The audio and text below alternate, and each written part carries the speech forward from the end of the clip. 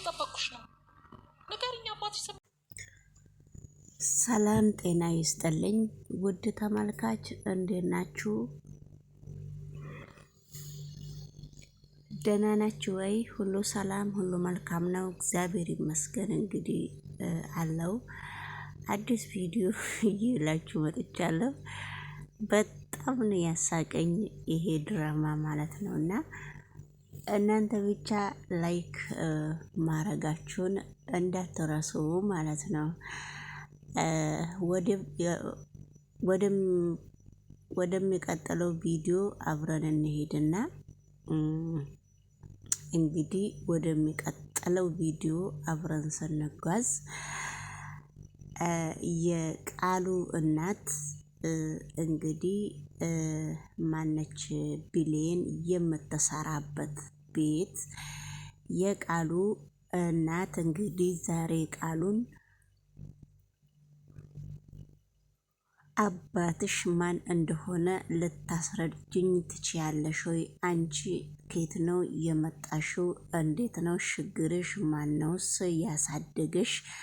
አባትሽን ዛሬ ለኔ መናገር ከቻልሽ ካወቅሽው አባትሽን ለኔ ንገሪ በማለት ቃልዬን በጣም አፋጣታለች ማለት ነው።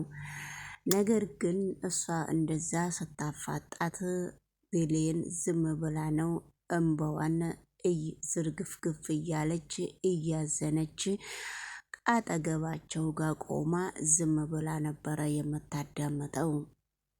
ለካስ በስተመጨረሻ ላይም አዳምጣ ለካ ቃልዬ በውስጧ ደስተኛ ትመስላለች እንጂ በጣም ብዙ ነገር እያሳለፈች ነው። ምክንያቱስ ምን ይሆን ብላ ራሷን እየጠየቀች ነበረ። ማነች? ብሌን ማለት ነው። በስተመጨረሻ ላይም ለምንድነው እንደዚህ የምታዝኘው ብላ የቃልዬ ሴትዮ ቃሉን ስታባብላት ነበረ። እባክሽ ልጄ ይቅርታ አድርግልኝ፣ እኔ እኮ አባትሽን የምታቂ መስሎኝ ነበረ የጠየቅኩሽ እንጂ እንደዚህ የምታዝኒና እንደዚህ ሁሌም እንደምታዝኝብኝ ያደረግኩሽ አልመሰልኩሽም። በፈጠረሽ ይቅርታ አድርግልኝ፣ እኔው ነኝ እናትሽ፣ እኔው ነኝ አንቺን ለሰው ሰጥቼሽ ወደ አረብ አገር የሄድኩትና ይቅርታ ስትላት ነበረ። በስተመጨረሻ ላይም አሁንም ዞር ብላ ለካ ቃልዬ ብዙ ነገር ነው ያሳለፈችው። እንደዚህ ስናያት ምንም ያላሳለፈች ሴት ነው የምትመስለው ብላ በጣም ብሌን አዝና ነበረ። ብሌን ደግሞ ከአቤል ጋራ ሲነጋገሩ ነበረ። አቤልና ቃሉ ሲነጋገሩ ነበረ። ሁሉም ሰው ሸሽቶኛል አቤሉ፣ አንተም እንዳትሸሸኝ፣ ምክንያቱም በአሁኑ ሰዓት ሰው ያስፈልገኛል። እንደዚሁ ቢያንስ አንተን ብቻ ነው የቀረኝና አንተን ሰላም በለኝ ብላ ልክ በር ላይ ስትደርስ አቤልን አናግረው ነበረ። አቤልን ካናገረችው በኋላ እሷ አቤልን እንደዛ ብላ ስታናግር ከብሌን ጋራ ጥል ኩሽና ውስጥ ተፈጥሮ ነበረ። አቤል ግን ስለ እሷ ስራ በየአንዳንዱ ሁሉንም ነገር ስለሚያውቅ ምንም ነገር ብትናገርም ምንም ነገር አይመስለውም።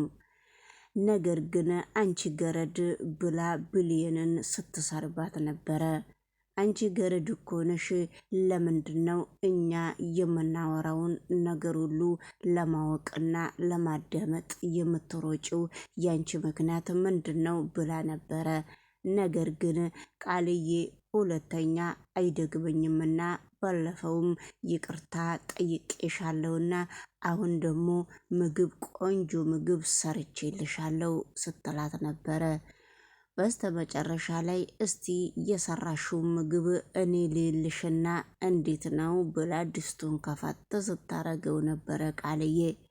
እሷ ደግሞ ምግቡን አይታ ትደሰታለች ብላ ቆማ በፈገግታ እየጠበቀቻት ነበረ።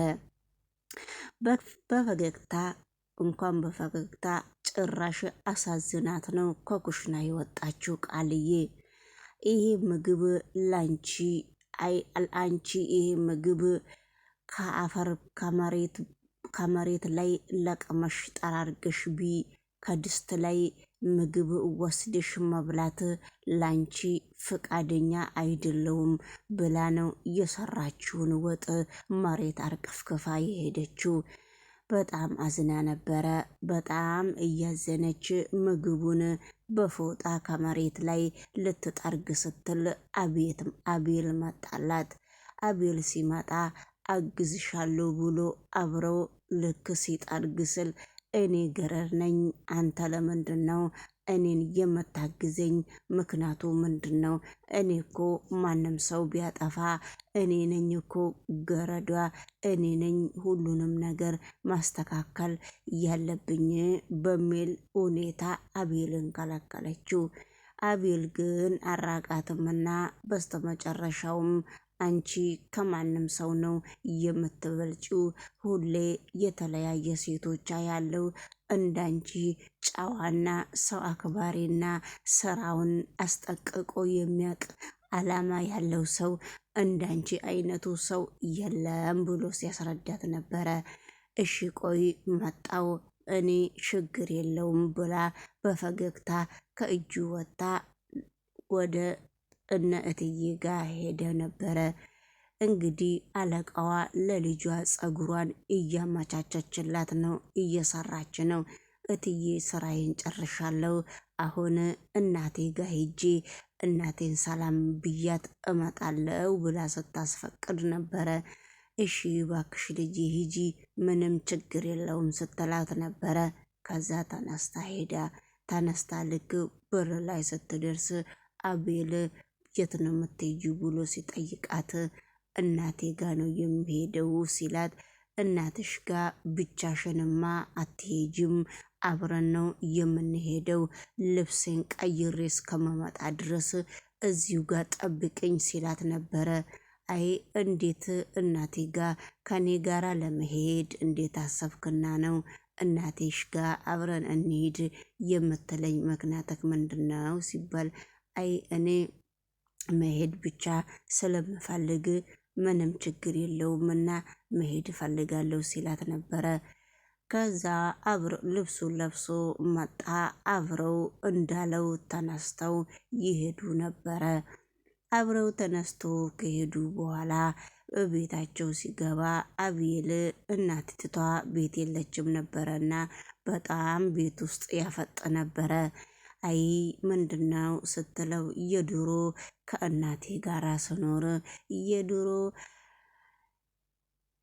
የድሮ ኑሮዬን ትዝ ብሎኝ ነበረ። ድሮ ስኖር ከእናቴ ጋር እንደዚህ አይነት ቤትና እንደዚህ አይነት ኑሮ አብረን ስንኖር ነበረ። ነገር ግን አሁንም እንደዛ መሰለኝ፣ ማንም እዚህ ቤት ውስጥ የለም ወይ ብሎ ሲጠይቃት ነበረ። አይ እናቴ ትመጣለች ቆይ ስትለው ነበረ። በስተመጨረሻ ላይም የአቤል የቢሌን አሳዳጊ መታ ምግብ ሁሉ አቀራርባ ስማቸው ተዋውቃቸው፣ ስለዚህ ልጁን እዚህ ቤት ይዘሽው መጣሽ ብላ ጠይቃው፣ ልጁንም ስማው ቆጭ አርግታ ወደ ምግብ ቤት ሄዳ ምግቡን ስታመጣላት ነበረ። ምግቡን እየተጎራረሱ በልተው ከጨረሱ በኋላ እናቴ የግድግዳሽ ፎቶ የትን ያለው የትን ነው እያደረግሽው? እስቲ ምንድነው ችግርሽ ብላ ስትጠይቃት ነበረ። አይ የግድግዳዬ ፎቶ ቤቱን ሳጸዳ ከእጅ ወርቆ ተሰብሮ ነበረ ብላ የቀረውን ወረቀት አንስታ ስታሳያት ነበረ። እንግዲህ ውድ ተመልካች በጣም የሚገርምና የሚደንቅ ፊልም ነውና እኔ በጣም ነው እየወደድኳቸውና ዩቱብም የነሱን ቪዲዮ ቢወድልኝ በእውነት በጣም ደስ ይለኛልና በስተመጨረሻ ላይም እንግዲህ በጣም ድብን አርግቶ ያሳቀኝ ነገርም አለ። ነገሮቹ ብሌን እንግዲህ ቅድም ስጦታ እሰጥሻለሁ ብሎ ሰውየው የሰው ወርቅ አንስቶ እንደሰጣት ማናችሁም ታውቃላችሁ።